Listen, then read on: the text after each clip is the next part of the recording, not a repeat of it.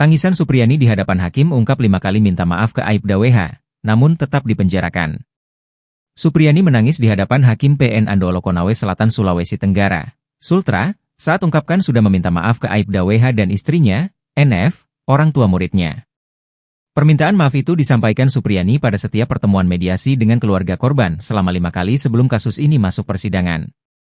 Hal ini diungkap Suryani di hadapan Majelis Hakim dan Jaksa Penuntut Umum di sidang pada Pengadilan Negeri PN Andoolo, Kamis, 7 November 2024. Ia mengatakan permintaan maaf itu bukan karena mengakui kesalahan yang dituduhkan tetapi agar masalah ini bisa diselesaikan tanpa proses hukum.